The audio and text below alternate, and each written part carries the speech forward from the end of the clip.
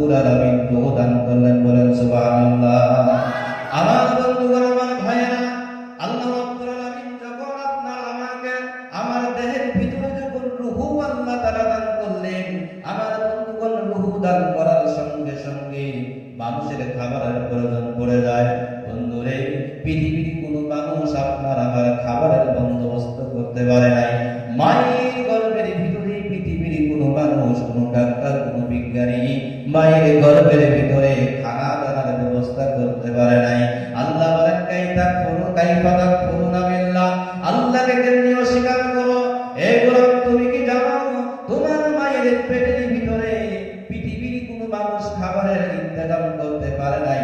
আমি যে তোর ভিতরে দেহের ভিতরে যখন রূহ দেওয়া হলো, খাবারের প্রয়োজন পড়ে গেল, আমি যে তোর আল্লাহ, আমি তোর মায়ের মাসিক ওষুধটা বন্ধ করে দিয়ে তোর নাভির সঙ্গে আর তোর মায়ের নাভির সঙ্গে একটা তার লাগাইয়া দিয়েছি, আর ওই তারের মাধ্যমে আমি আল্লাহ তোর খাবারের বন্দোবস্ত করেছি। জোরে বলেন সুবহানাল্লাহ। আমার বন্ধুগণ, আমার ভাইয়েরা, আল্লাহ রাব্বুল আলামিন মায়ের পেটের ভিতরে আমাদের খাবারের বন্দোবস্ত করলেন। হে বন্ধু, আবার যখন পৃথিবীর জমিনে 10 মাস 10 দিন পরে যখন বান্দা পৃথিবীর জমিনের মধ্যে আগমন করে, পৃথিবীর জমিনে আসার সঙ্গে সঙ্গে মায়ের নাভির সঙ্গে আর এই সন্তানের নাভির সঙ্গে যে তার লাগানো, যেটাকে আমরা নারী বলি, আমার বন্ধুগণ পৃথিবীর জমিনে আসার সঙ্গে সঙ্গে ওই নারীটা যখন কেটে দেওয়া হয়, এবার আল্লাহ বলেন বান্দারে, ওই মায়ের পেটের ভিতরে যে খাবারের বন্দোবস্ত আল্লাহ করেছিলেন, ওই খাবারের ইন্তজাম বন্ধ হয়ে গেছে। এবার পৃথিবীর জমিনে আসার পরে তোর খাবারের প্রয়োজন পড়ল। আল্লাহ বলেন, ওরে গোলাম, পৃথিবীর কোনো মানুষ তোর খাবারের বন্দোবস্ত করতে পারে নাই। আমি যে তোর রব, আমি যে তোর আল্লাহ, এই জন্য আমি তোর মায়ের স্তনের মধ্যে 6 মাস আগে তোর খাবারের বন্দোবস্ত করে রেখে দিয়েছি। একবার চিৎকার দিয়ে বলেন না সুবহানাল্লাহ। আমার বন্ধুগণ, আমার ভাইয়েরা, আল্লাহ রাব্বুল আলামিন 6 মাস আগে মায়ের স্তনের মধ্যে খাবারের বন্দোবস্ত করে রাখলেন। আমার বন্ধুগণ, কাইফা তাকফুরুনা বিল্লাহ, আল্লাহকে কেমনে মানবে না? কেমনে আল্লাহকে অস্বীকার করো? এ বন্ধু, আবার আল্লাহ বলেন বান্দারে, ওই তোর মায়ের স্তনের মধ্যে আমি তোর খাবারের বন্দোবস্ত করে রেখে দিয়েছি। বান্দারে, ওই এমন সিস্টেম আমি আল্লাহ রাব্বুল আলামিন করেছি, মায়ের স্তনের মুখ পোড়া যখন তোর মুখের মধ্যে ঢুকাইয়া দিবে, তুই যদি দুধ পান করতে চাস, হতে পারে অনেকগুলি দুধ তোর গলার ভিতরে এসে যাবে, আর তুই গলা আটকিয়া মারা যাইতে পারস। এই জন্য গোলাম রে, আমি যে তোর মায়ের স্তনের পোড়ার মধ্যে 1টা 2টা না 32টি ছিদ্র করে আমি আল্লাহ রেখে দিয়েছি। যখন যে ছিদ্রের প্রয়োজন, সেই ছিদ্র দিয়ে আমি আল্লাহ তোর খাবারের বন্দোবস্ত করেছি। বলেন সুবহানাল্লাহ। আমার বন্ধুগণ, আমার ভাইয়েরা, যে আল্লাহ রাব্বুল আলামিন আমাকে খাবারের বন্দোবস্ত করলেন মায়ের গর্ভের ভিতরে, তারের মাধ্যমে, নারের মাধ্যমে খাবারের বন্দোবস্ত করলেন। বন্ধুরে, মুখটা একটা কাবার দিয়ে ঢেকে রেখে দিয়েছিলেন, যাতে নাপাক রক্তগুলি মুখ দিয়ে প্রবেশ না করে। এই জন্য মুখটা আল্লাহ রাব্বুল আলামিন ঢেকে রেখে দিয়েছিলেন।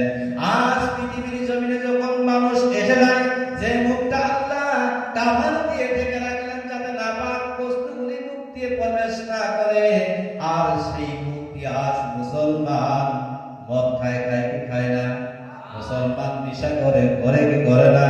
সুদ খায় কি খায় না? ঘুষ খায় কি খায় না? আবার বন্ধুগণ, এই জন্য কবি বলেন, মুসলমান ধনী হইল, 1 মন দিয়া 1.5 মন নিল, সুদ খাওয়া তো সারল না, বিনা দোষে গজব আল্লাহ দেয় না। আছে না নাই? 1 মন দিয়ে 1.5 মন দেওয়া আছে না নাই? সুদ খাওয়া মুসলমান আছে না নাই? এ বন্ধু, আল্লাহ রাব্বুল আলামিন বলেন, ইয়া আইয়ুহাল্লাযীনা আমানু লা তাকুলুর রিবা। বলেন তো কার কথা? আল্লাহ রাব্বুল আলামিন বললেন, হে ঈমানদারেরা, হে মুসলমানেরা। তার মানে বোঝা গেল মুসলিমকে আল্লাহ বলে নাই, অন্য কোন জাতিকে আল্লাহ রাব্বুল আলামিন বলে নাই।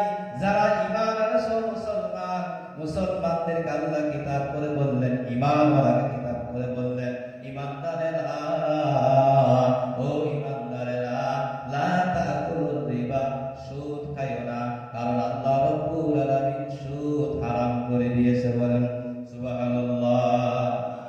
সুদ খাওয়া যায় না না যায়? আবার বন্ধুগণ, সুদ খেলে কি হয়? বন্ধুরে, মদিনার নবী বলেন, কোন ব্যক্তি যদি সুদ খায় আর যে সুদ দেয় আর যে লেখালেখি করে, আছে না নাই? একদল লেখে, একদল খায় আর একদল দেয়। আমার নবী বলেন এই তিন দলেই একই গুনাহ, মানে সমান গুনার ভাগী হবে। নিম্ন স্তর যেটা গুনাহ, আমার বন্ধুগণ, আল্লাহর নবী বলেন আপন মায়ের সঙ্গে জিনা করার মতন গুনাহ তার আমলনামার মধ্যে রেখে দেওয়া হয়। একবার জোরে বলেন না নাউযুবিল্লাহ। পৃথিবীর জমিনে এমন কোন মানুষ আছে যে নিজের মায়ের সঙ্গে জিনা করবে? আছে এমন কোন মানুষ? আছে? যার বিবেক আছে, বুদ্ধি আছে, আকল বিবেক জ্ঞান আল্লাহ দিয়েছেন, পৃথিবীর জমিনে এমন কোন ইতিহাস নাই যে মায়ের সঙ্গে জিনা করবেন। কিন্তু ভাই, আপনার আমার সমাজের মধ্যে অনেক মানুষ সুদের কারবারের মধ্যে আছে না নাই? ঘুষের মধ্যে আছে না নাই? বন্ধুরে, সুদ খাওয়া মানে আপন মায়ের সঙ্গে জিনা করা। একবার জোরে